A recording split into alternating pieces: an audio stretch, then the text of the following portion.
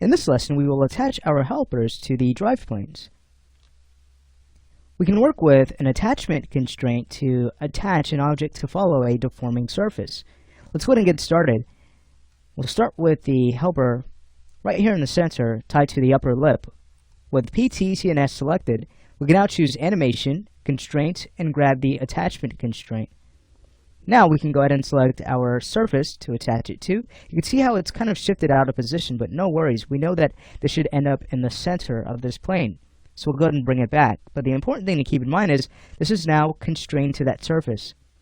So you'll see that when we start to grab the head bone and start moving that around, how this object not only follows the position but the orientation of the deforming surface, which is super cool. If you were to go ahead and grab the constrained object again, PTCNS, you can see the attachment constraint is tied to position, whereas rotation is free.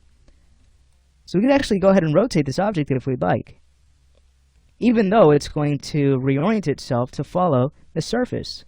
A lot of control here. Alright, so let's say we go ahead and start adjusting our settings to bring this back to the center. If we were to go ahead and go back to the position list, we can scroll down until we find our constraint settings.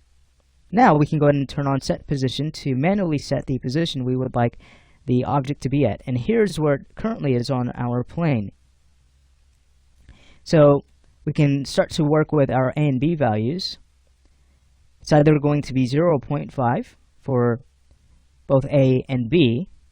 So if we were to set A to about 0.5 and set B to about a value of 0, you can see that that's going to center this object.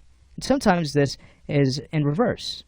So it really depends on where you'd like your object to be placed, but if you want it in the center, you're either going to work with 0 or 0.5. Alright, great. So now that that's attached, we can go ahead and work on the next helper. We can go ahead and turn off set position, select the next object, and again, apply an attachment constraint. I actually have added it to the quad menu, so if I were to Alt right click, you can see it right here at the top of my constraint section. So we'll go ahead and now click on the surface that it gets attached to. We can now go ahead and set our settings. So again, we'll turn on set position. Let's go ahead and set A to about 0.5, and B we'll set to 0. Great. Alright, so let's go ahead and continue. Again, after turning off set position, we'll go ahead and apply another attachment constraint.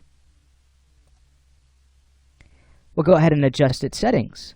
We'll now turn on set position here, set A to 0.5, and B to 0. Sweet.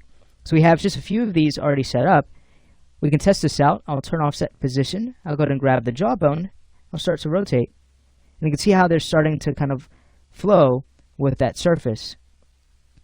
And what's great is that they're actually transforming to follow how the surface is deforming. And we're not getting any scaling issues at all or anything like that. It's simply position that's being driven and orientation as well. So this will look nice once we start to add weights to these envelope objects. Alright, great. So I'll go ahead and use transform to 0 to bring the jaw back, and I'll leave the others up to you. Let's go ahead and get the rest of these constrained the same way. Alright, and then following that, we'll basically be ready to work on skinning. So that means our bones are essentially finished, and we can go ahead and start to kind of skin and then add controls, things like that. So let's go ahead and move on to the next lesson and learn about the skinning process.